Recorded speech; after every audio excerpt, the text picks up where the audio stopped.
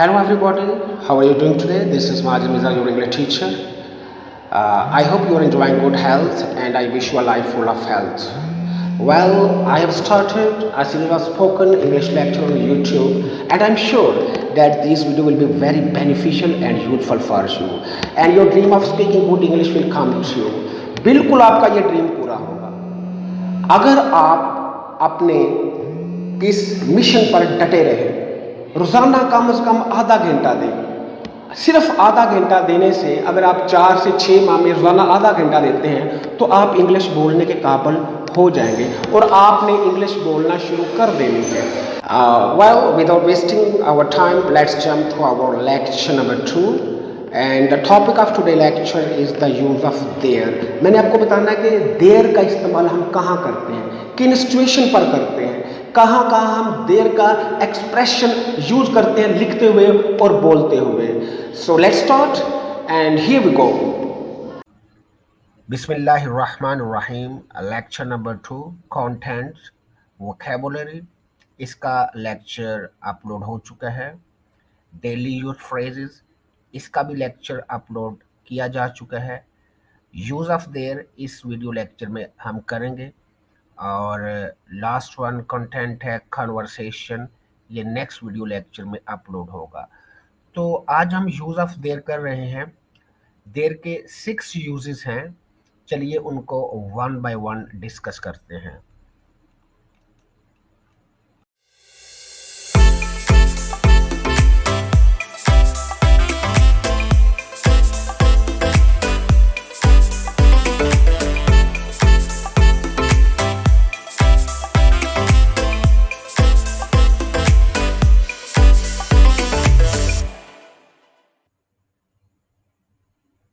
Their use number 1, to show the presence and absence of something or someone.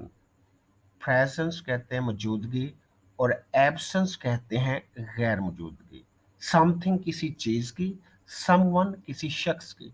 किसी शख्स या चीज़ की मौजूदगी या गैर मौजूदगी बताने के लिए हम देर का इस्तेमाल करते हैं सेंटेंस के स्टार्ट में, जो कि मौजूदगी का तर्जुमा देता है। एग्जाम्पल देखिए, एक बादशाह था, यानी एक बादशाह होता था। एक बादशाह किसी ज़माने में मौजूद था, तो इसकी ट्रांसलेशन क्या है? There was a king, there was a king. देखें, देयर इज ऊपर मैंने लिखा है देयर इज, इसको हम शॉर्ट फॉर्म में देयर्स कहते हैं, देयर्स देयर्स। और नीचे इज नॉट लिखा है, इसको शॉर्ट फॉर्म में इजंट कहते हैं। लेकिन देयर वाज की शॉर्ट फॉर्म नहीं होती। देयर वाज अ किंग, एक बादशाह था।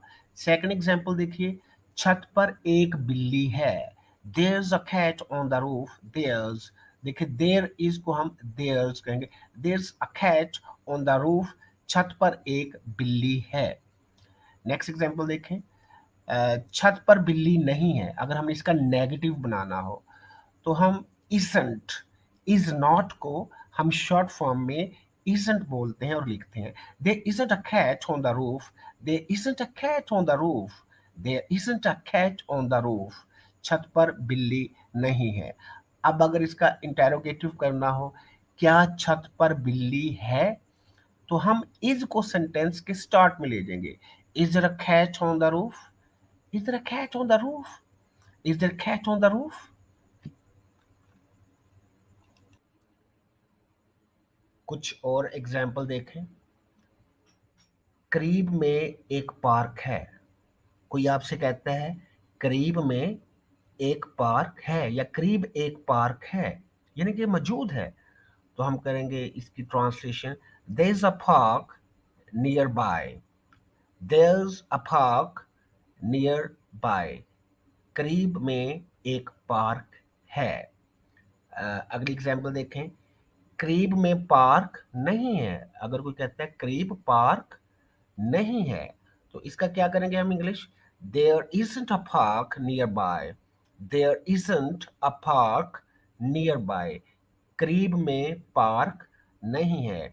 अगर इसका सवालिया करना हो, इंटेरोगेटिव करना हो, तो कोई आपसे पूछे क्या करीब में पार्क है या करीब पार्क है, तो आप क्या करेंगे, इज को सेंटेंस के स्टार्ट में ले जाएंगे क्या के लिए, is there a park nearby, is there a park nearby, is there a park near by.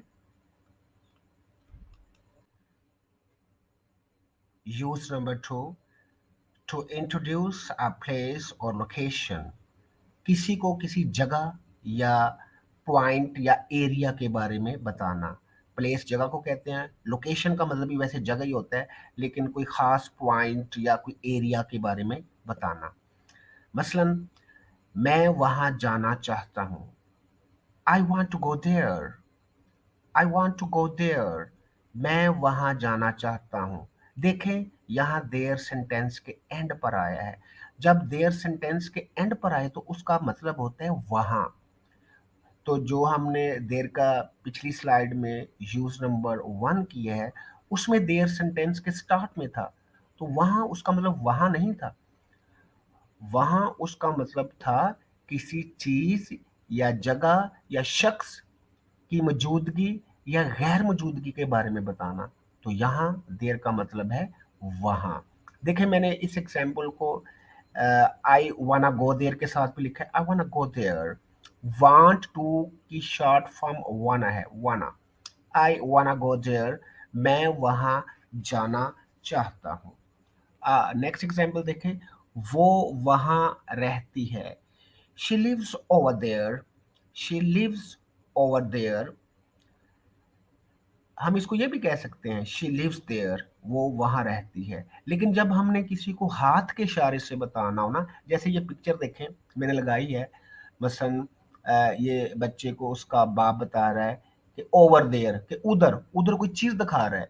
वो चीज जो आपकी आई साइट में हो और आप देख सकें, तो उस वक्त हम देर से पहले ओवर भी लगा देते हैं। मसलन मुझसे कोई पूछता है कि मैंने फलां जगह जाना है, वो बंदा उस जगह के नज़दीक ही है, तो मैं कहता हूँ ओवर देयर, उधर देखो, वहां। वो वहां रहती है, she lives over there, she lives over there. Third example, किताब वहां है, बुक इज देयर, किताब वहां है, बुक इज देयर, किताब वहां है। Number 3, presence and location. देखिए, पहले यूज में हमने प्रेजेंस और एब्सेंस के बारे में पढ़ा, किसी चीज की मौजूदगी या गैर मौजूदगी के बारे में। सेकंड यूज में हमने पढ़ा लोकेशन या प्लेस के बारे में। अब ये जो यूज नंबर 3 है, इसमें दोनों चीजें इकट्ठी आ जाती है, किसी चीज या शख्स की मौजूदगी या गैर मौजूदगी, और साथ लोकेशन भी आ जाती है। एग्जाम्पल देखिए, वहां एक बाग है, वहां। वहां के लिए हम दो देर यूज करेंगे, देयर अ गार्डन देयर।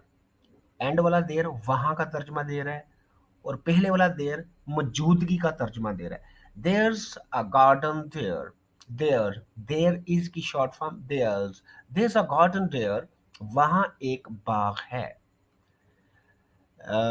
अगर इसको हम नेगेटिव करें, there isn't a garden there, और अगर इसका सवालिया करें, क्या वहां एक बाग है, तो इज को हम सेंटेंस के स्टार्ट में ले जाएंगे, is there a garden there.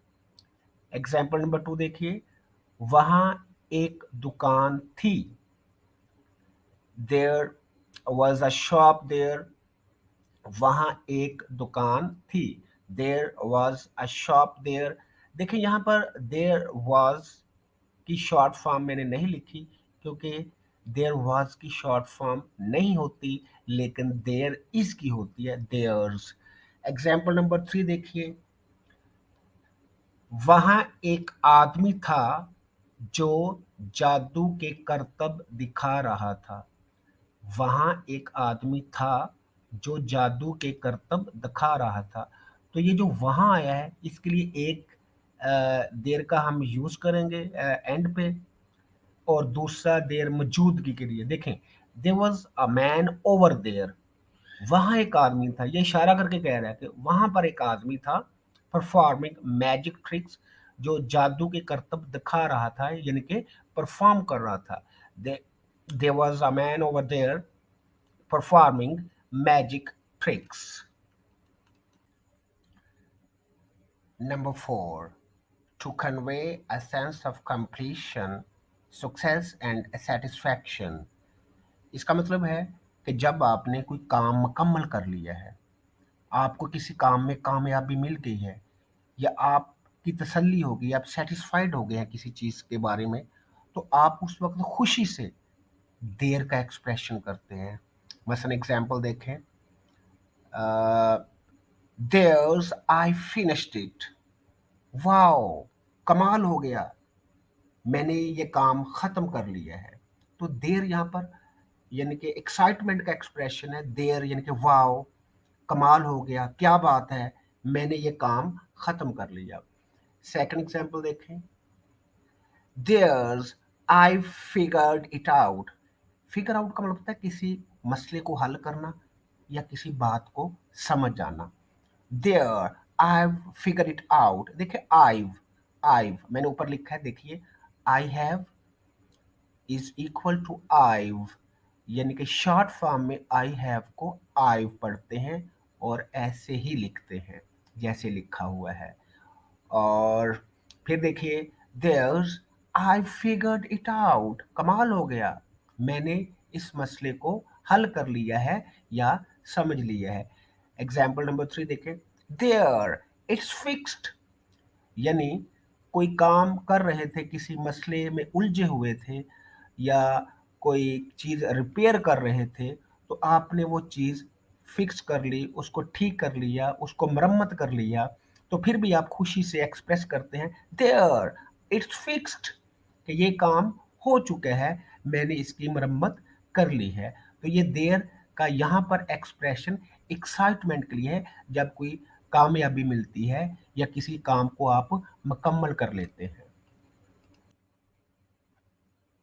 Use number 5, to indicate the arrival or approach of something or someone।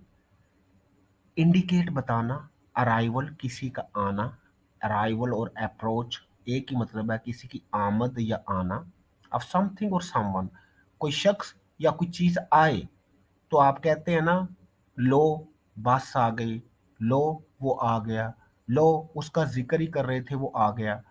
तो उस वक्त हम देर का यूज करते हैं सेंटेंस के स्टार्ट में। एग्जाम्पल देखें, लो मेरी बस आ गई, देयर कम्स माई बस, देखिए कम्स, इसके एंड पे एस लगाया है।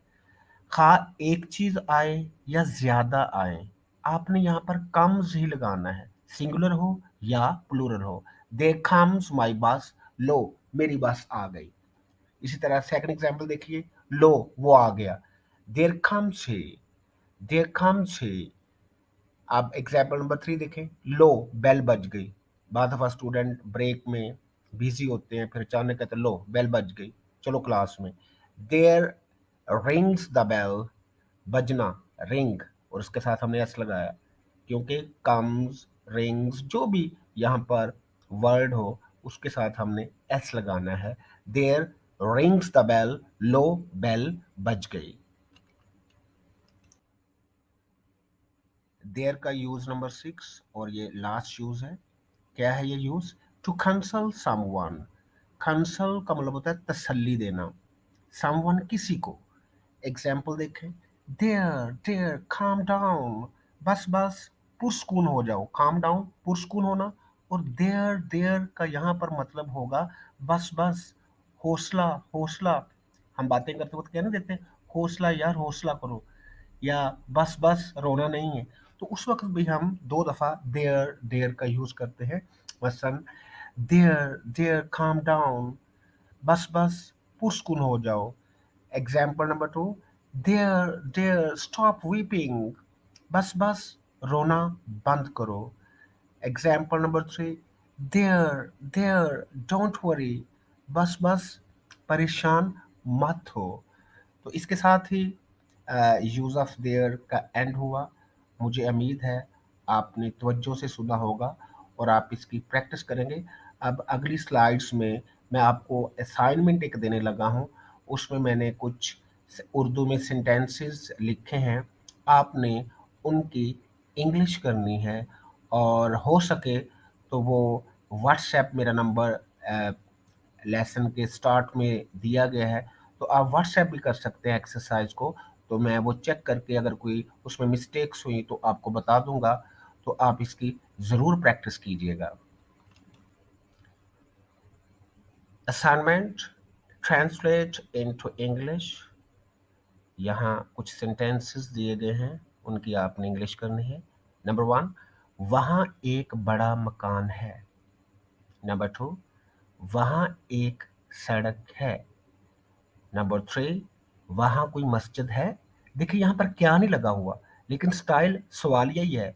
हम बहुत दफ़ा बात करते वक्त ऐसे पूछते हैं, वहाँ कोई मस्जिद है, तुम्हारे पास मोबाइल है। यानी कि क्या नहीं मिल गया, तो हमारा जो स्टाइल है वो क्वेश्चन वाला ही होता है। नंबर फोर, क्या वहाँ कोई अस्पताल है। नेक्स्ट, वहाँ एक दोस्ताना माहौल है। नेक्स्ट, जग में थोड़ा सा दूध है। दरवाजे पर एक फकीर है। क्या घर में कोई शख्स नहीं है। क्या यहाँ कोई डॉक्टर है। बस बस मत रो, बस बस अपने आप पर काबू पाओ। हौसला, हौसला, अब कुछ नहीं हो सकता। लो, वो आ गए। लो, ट्रेन चली गई। देखिए जी, अब आप इसकी ट्रांसलेशन की कोशिश करें और फिर इनको बोलने की भी कोशिश करें। इसके साथ ही इजाज़त दीजिएगा। See you later, take care, have a wonderful time and good bye.